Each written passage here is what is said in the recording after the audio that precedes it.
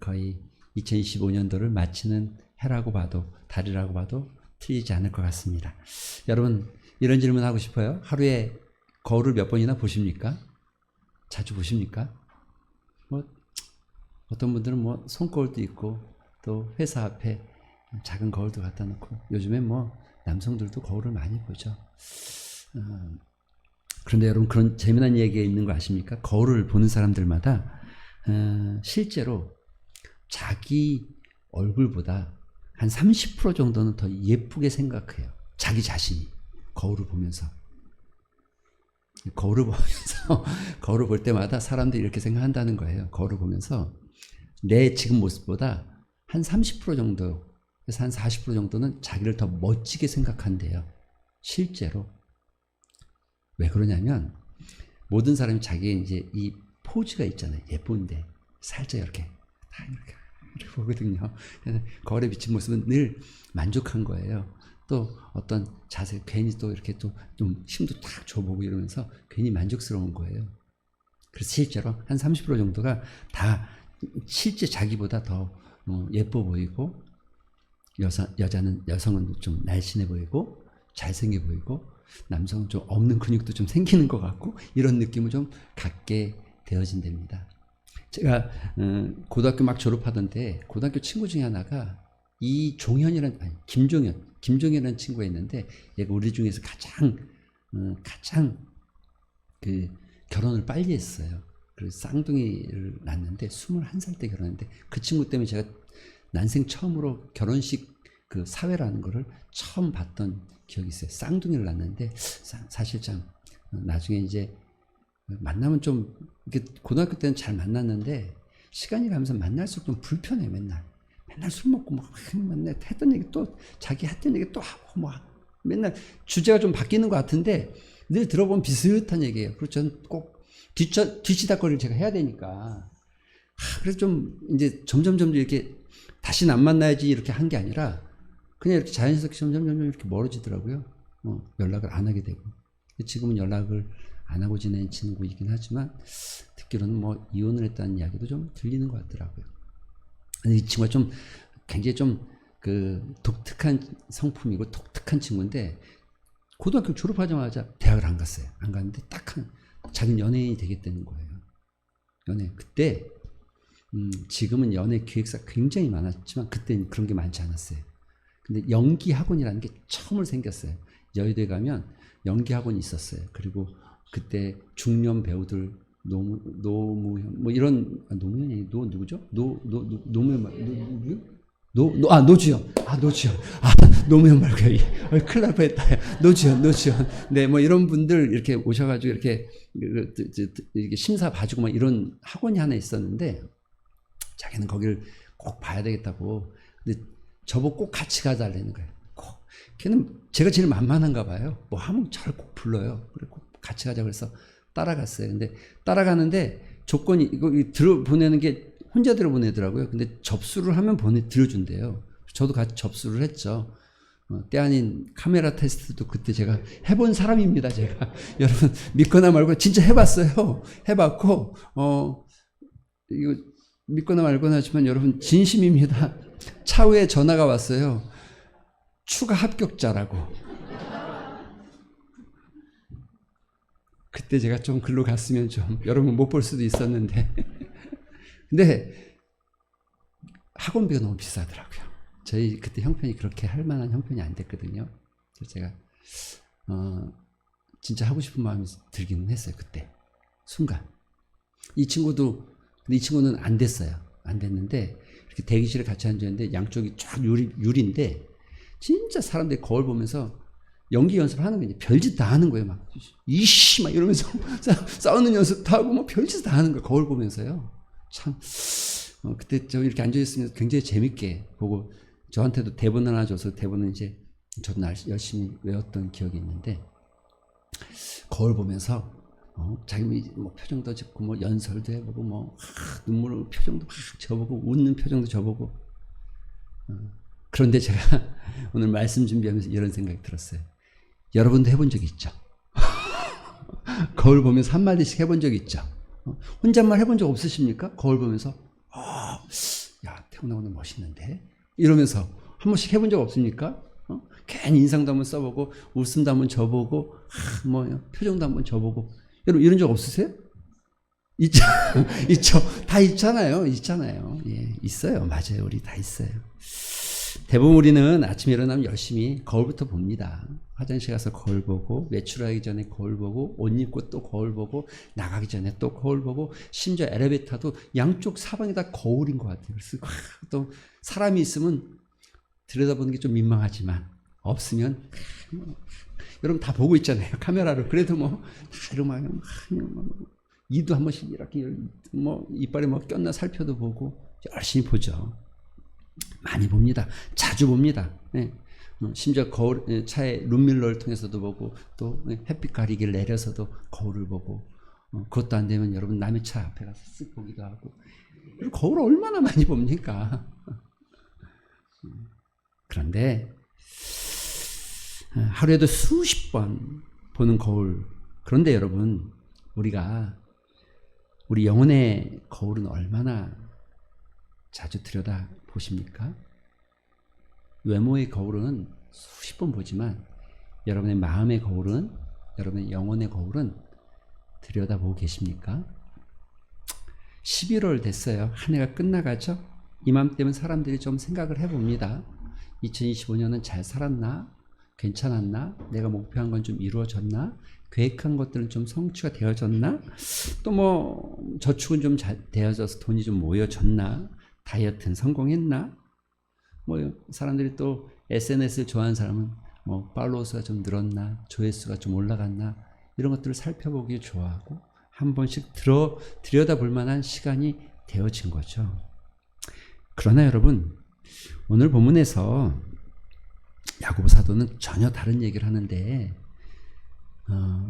성숙한 그리스도인은 첫 번째 조건이 돌아볼 줄 아는 사람이에요. 돌아볼 줄 아는 사람이에요. 성숙한 그리스도인은 돌아볼 줄 아는 사람이에요. 일반적인 우리가 세상의 기준이 아니라 말씀의 거울에 자기를 비춰볼 줄 아는 사람이 성숙한 그리스도인이 되어진다는 거죠. 믿으십니까? 실제로 우리 삶도 그렇지 않습니까? 외모보다 우리의 마음을 들여다보는 지혜가 필요하죠. 여러분 우리의 마음보다 우리의 영혼을 살펴볼 줄 아는 영적 지혜가 필요하죠. 믿음의 지혜가 필요합니다. 오늘 여러분이 읽은 야고보 1장 22절에서 25절은 이런 이야기를 다루고 있는 거예요. 이런 말씀을 하고 있는 거예요. 여러분이 읽은 22절 이렇게 말합니다. 여러분 이게 좀 주목해 보셔야 되고 좀 경각심을 갖고 경고하는 메시지로 보셔야 되겠죠. 너희는 말씀을 행하는 자가 되고 듣기만 하여 자신을 속이는 자가 되지 말아라. 말씀을 행하는 자가 되라고 강력하게 말합니다. 그러면서 이 뒤에 따라오는 말이 이겁니다. 듣기만 하여. 듣고 안 행한다가 아니라 듣기만 하여 자신을 속이는 자.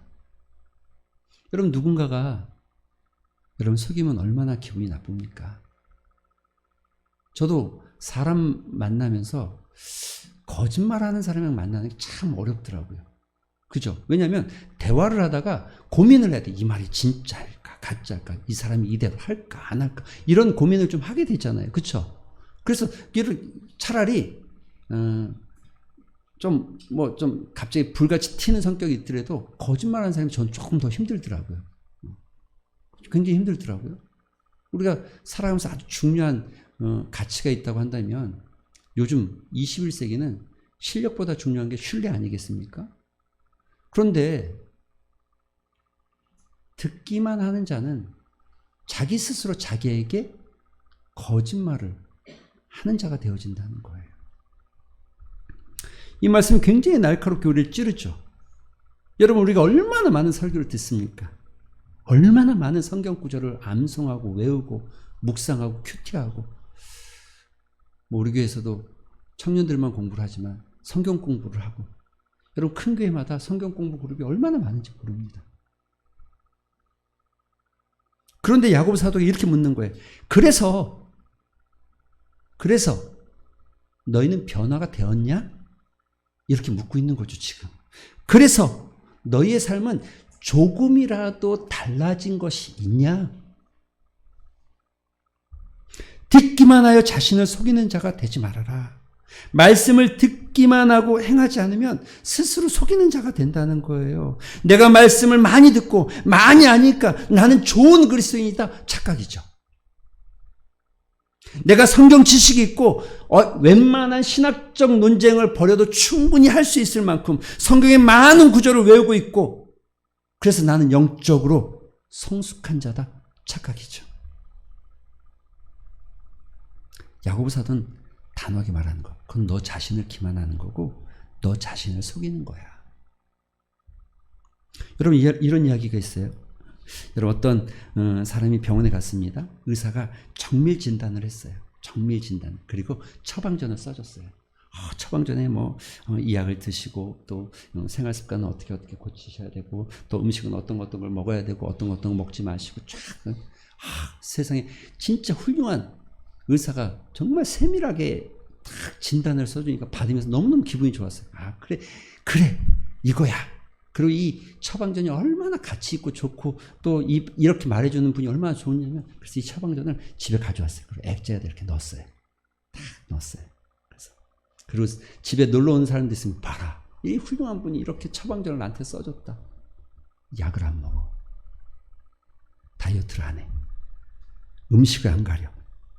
생활 습관을 바꾸지 않아요. 계속 담배를 피우고 계속 술을 마시고 계속 폭식을 하고. 여러분 건강해지겠습니까? 처방전은 너무 좋은 걸 써줬는데 하질 않아. 여러분 병이 나을 수 있을 것 같습니까? 얼마나 많은 이야기를 처방전 너무 좋지만 나는 이것 때문에 못하고 이것 때문에 못하고 이것 때문에 못하고 이것 때문에 못하고 이것 처방전 너무 좋은데 안 해. 그러면 어떻게 됩니까? 이게 병이 낫습니까? 건강해질 수 있습니까? 오히려 여러분 이건 더 위험한 상황을 만드는 거예요. 왜냐하면 처방전을 갖고 있다는 안전한 어떤 마음의 위로와 이게 안정감을 주기 때문에 오히려 더 자신을 망치게 만들 수도 있죠. 듣기만 하고 행하지 않는 모습이 이런 모습 아니겠습니까? 여러분 우리가 9월 달에 말씀을 나눌 때 순종이라는 주제를 가지고 말씀을 나누기 시작했습니다. 순종이 축복의 통로였다. 순종이 하나님의 은혜의 방편이었고 순종이 하나님께 나아가는 길이고 성숙의 모습이다. 그런데 우리 모두가 다 한 가지라도 순종해 보려고 마음을 먹어보셨습니까? 아주 작은 것 하나라도 순종하기로 결심해 보신 적 있으십니까? 야고보 사도가 힘있게 이야기하는 건 말씀을 행하는 자가 되라. 영적 성숙은 삶으로 증명하는 거죠. 영적 성숙은 지식으로 증명되지 않습니다. 얼마나 많은 것을 아느냐가 아니라 얼마나 많은 것을 실천해내고 순종해내느냐가 우리의 성숙을 말합니다. 예수님은 마태복음 7장 21절에 이렇게 말합니다. 나더러 주여 주여 하는 자마다 천국에 들어가는 것이 아니다. 다만 하늘에 계신 내 아버지의 뜻대로 행하는 자라야 천국에 들어가게 될 것이다.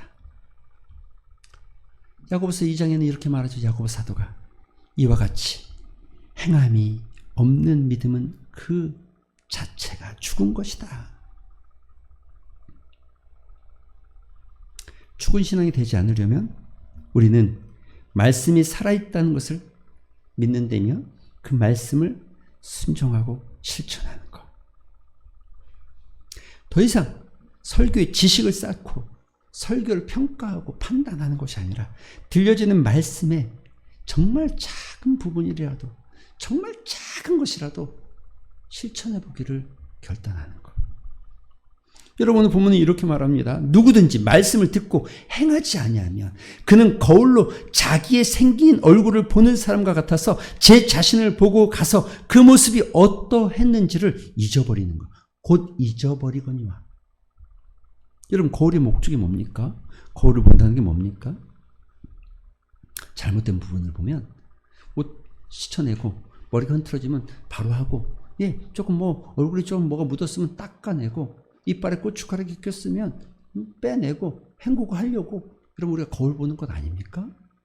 그런데 만약에 여러분 여기 우리가 뭐 먼지가 묻고 여기에 뭐 시커먼 게 묻었는데 거울을 보고 여기 시커먼 게 묻었구나 하고 그냥 돌아서서 그냥 사람들 앞에 나가면 여러분 어떻게 생각하시겠습니까? 여러분 여기 굉장히 지저분한 게 묻었는데 거울을 보고 여기 지저분한 게 묻었구나 생각했지만 그대로 나가면 그 사람은 어떤 사람입니까?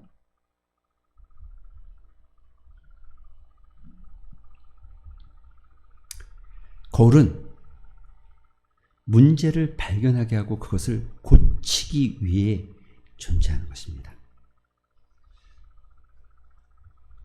야고보는 말씀을 듣고 행하지 않으면 거울을 보고도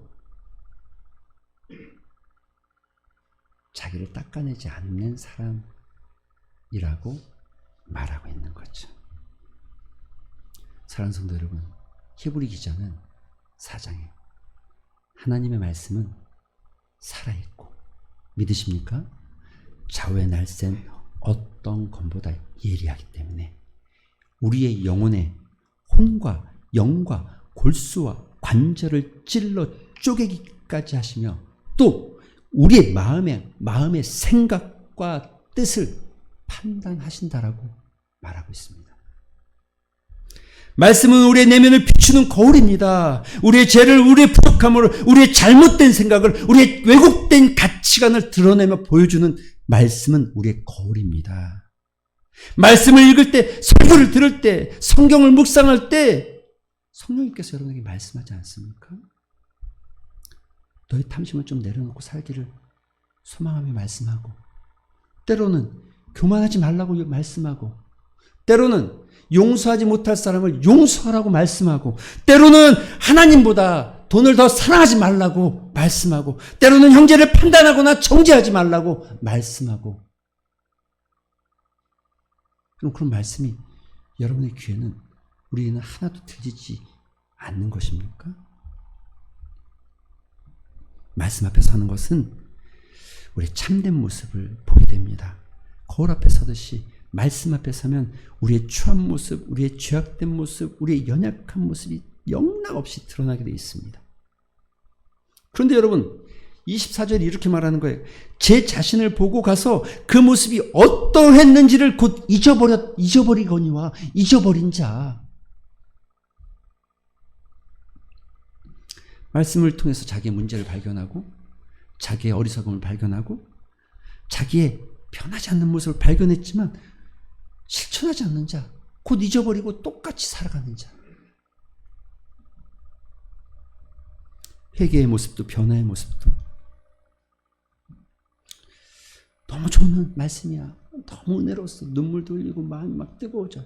그런데 예배가 끝나고 나면 밥 먹고 집에 가고 예배가 끝나고 나면 아무 일도 없었다는 듯이 우리의 월요일 아침은 또다시 지난주와 똑같고 어제와 똑같고 변하지 않는, 다 잊어버렸다. 다 잊어버리거니와. 여러분 야고보 사도가 지금 이런 사람을 가리켜서 뭐라고 그러냐면 어리석은 사람, 자기를 속이는 사람이라고 말하고 있는 겁니다. 솔직히 우리는 너무 많은 말씀을 듣습니다. 그런데 너무 적게 행합니다. 우리는 너무 많은 것을 알고 있습니다. 그런데 너무 적게 실천합니다. 말씀의 거울 앞에 서는 것은 불편합니다. 왜냐하면 우리의 추한 모습이 자꾸 드러나는 것 같습니다. 그래서 우리는 빨리 잊어버리고 싶어하고 회피하고 싶어하고 돌아서기를 좋아합니다. 그러나 진짜 영적 성숙은 말씀의 거울 앞에서 우리의 참된 모습을 직시하고 그것을 인정하고 때로는 변화를 추구하고 때로는 회개를 고백하고 하나님 앞에 서기를 소망하는 자. 여러분 성경에 이런 말씀이 있어요. 잠언에 보면 아주 재미난 말씀인데 그 중에 하나 이거예요. 27장 6절에 보면 이런 말씀이 친구의 아픈 책망은 충직으로 말미암은 것이다. 친구의 아픈 책망은 충성스러움으로 말미암았거니와 원수의 잦은 입맞춤은 거짓에서 난 것이다. 여러분 이 말씀이 이해가 되시죠? 들어도 그냥 이해가 되시죠? 다시 한번 읽어볼까요? 친구의 아픈 책망은 충직으로 말미암은 것이나 원수의 잦은 입맞춤은 거짓에서 난 것이다. 여러분 어떤 말씀이 좋습니까? 원수의 잦은 입맞춤이 여러분의 마음을 행복하게 해줍니까? 친구의 책망스러운 충직이 여러분에게 정말 복된 말씀입니까? 사람들이 교회 나오면 위로받기를 원해요. 기분이 좋아지고 목사님 설교는 너무 도전적이고 너무 공격적이고. 그런데 여러분 위로가 필요하죠. 그런데 위로만큼이나 우리에게 도전이 필요하고 책망도 필요하고 회개도 필요하지 않겠습니까? 진정으로 우리를 사랑하는 사람은 우리의 잘못을 지적해주고 상처를 드러내주더라도 새롭게 되기를 소망하는 하나님 아니겠습니까? 오늘 본문 마지막은 이런 말씀이 있습니다. 자유롭게 하는 온전한 율법을 들여다보는 자, 듣고 잊어버리는 자가 아니요 실천하는 자니 그 사람은 그 행하는 일의 복을 받을 것이다. 아멘. 여러분 자유롭게 율법이라고 말하면 이런 생각이 들어요. 자유롭다는 것과는 정반대의 느낌이 있잖아요. 우리는 늘 율법을 생각하면 하지 말아라, 이거 해야 된다, 내 마음대로 안 될 것 같고 내 마음대로 사는 게 아니고 율법이 나를 자꾸 올가매고 얽매이게 하는 것 같은데 성경 오늘 본문은 율법이 자유롭게 하는 율법이라고 표현하고 있잖아요. 그렇죠? 자유롭게 한다는 거, 여러분 이건 성경은 우리에게 여러 번 말하고 있습니다. 예수님도 이렇게 말씀하면서 요한복음 8장에 보면 이런 말씀이 있죠. 진리를 할지니 진리가 너희를 자유케 하리라. 세상 사람들은 생각합니다. 자유롭지 못한 하나님의 말씀을 들으면 답답하고 힘들고 뭔가 자유가 없을 것 같으나, 그런데 말씀대로 살면 진정한 자유가 주어지기 시작하는 거죠. 여러분 말씀이 우리에게 들려지기 시작할 때, 말씀을 신뢰하기 시작할 때 우리와 염려와 불안해 그 굴레에서 자유롭기 시작해져요. 믿으십니까? 여러분의 마음에 지금 염려와 불안, 하나님의 말씀을 듣기 시작할 때 이 염려와 불안에서 자유롭기 시작합니다. 여러분 세상의 기준에 맞춰 살기를 힘들어하고 남의 눈치를 보고 남의 평가에 흔들리던 사람이 하나님의 말씀을 듣기 시작하면 자유롭기 시작해져요. 죄의 속박으로 더 이상 죄의 노예가 아니라 하나님의 말씀을 듣기 율법을 듣기 시작할 때, 말씀을 따르기 시작할 때 그 죄의 노예의 자리에서, 그 속박에서 자유롭기 시작해져. 말씀을 들을 때, 말씀을 실천해 갈 때 우리의 욕심과 교만과 이기심에서부터 자유롭기 시작해져요. 여러분 그래서 바울이 야고보는 이렇게 말하잖아요. 그 자유롭게 하는 율법의 복음을 들여다보는 자. 여러분 들여다본다는 건 여러분 그냥 가볍게 흘려보내는 게 아니라 주의 깊게 집중해서 본다는 거예요. 이거 묵상한다고 그러고 깊이 들여다보는 거예요. 마치 베드로가 예수님이 그 무덤가에 갔을 때 굽으려 숙여서 들여다보았다고, 자세히 살펴보기 위해서 들여다보았다고 말할 때 그 표현과 똑같은 거죠. 몸을 숙여서 주의 깊게 살펴보기 시작하는 거예요. 말씀을 대하는 태도를 말하는 거죠. 깊이 묵상하는 거예요. 가볍게 지나치지 않고 내 삶에 어떻게 적용할까를 고민하고, 말씀이 일회성이 아니라 그 말씀을 붙잡기 위해서 깊이 들여다보는 자. 여기 들여다보고 있는이란 단어도 중요합니다. 있는이란 단어가 히브리 헬라어 말로 현재 진행형입니다. 그래서 계속적으로 끊임없이 들여다보고 있는 모습을 말하는 거죠. 듣고 잊어버린 자가 아니라 실천하는 자. 그 사람이 복이 있다는 거예요. 복이.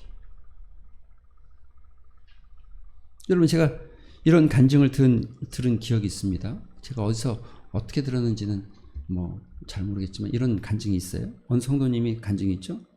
정말 오래도록 직장 상사 때문에 너무너무 힘들다는 거예요. 매일매일 자기를 괴롭히는 것 같고 상사가 이해할 수 없다는 거예요. 불합리하고 또 편파적이고 자기 잘못을 인정하지 않고, 그분은 매일 그 간증자는 매일 이 상사 때문에 화가 나고 스트레스를 받고 잠을 못 자요. 그래서 하루에 몇 시간 자지도 못하고 심지어 내가 이거 퇴사해야 되는 거 아닌가? 이게 회사를 그만둬야 되는 거? 이런 걱정과 근심으로 하루하루 삽니다. 그러다 어느 날 주님의 말씀, 주일 예배 가운데 말씀을 듣게 됩니다. 마태복음 5장 44절에 이런 말씀이 있어요. 너의 원수를 사랑하고 너희를 박해하는 자를 위하여 기도하라. 그가 이렇게 말했답니다. 이게 가능한가? 그래 해보자 한번. 그래서 그날부터 무릎 꿇고 기도하기 시작했대요. 하나님, 제가 이 말씀을 실천하겠습니다. 제 상사를 위해서 기도하겠습니다. 그를 위해서 기도하겠습니다. 그런데 이상한 일이 생긴 거죠. 놀라운 변화가 시작되죠. 기도하면서 조금씩 마음이 변하기 시작하는데 상사의 어려움이 보이기 시작하고 그 사람의 어떤 상처받은 마음이 보이기 시작하고 그 사람의 모습이 애처롭고 안타까워 보이기 시작하는데 내 마음에서 나도 모르는 그 사람을 향한 사랑스러운 마음이 자꾸 생겨난다는 거예요. 그러니까 자연히 자기의 태도가 바뀌고 내 태도가 바뀌니까 상사의 태도가 바뀌어지기 시작하더라는 거예요. 완전히 달라졌다는 거예요.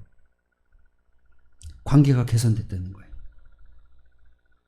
이 말 안에 여러분 드디어 이 사람이 그 상사로부터 자유롭기 시작되는 거예요. 매이지 않고. 야고보 사도의 말, 행하는 자가 복을 받으리라. 여러분 이런 복 아니겠습니까? 어떤 물질의 복, 막 축복, 로또가 당첨돼 이런 게 아니라 여러분 이게 진짜 복 아니겠어요?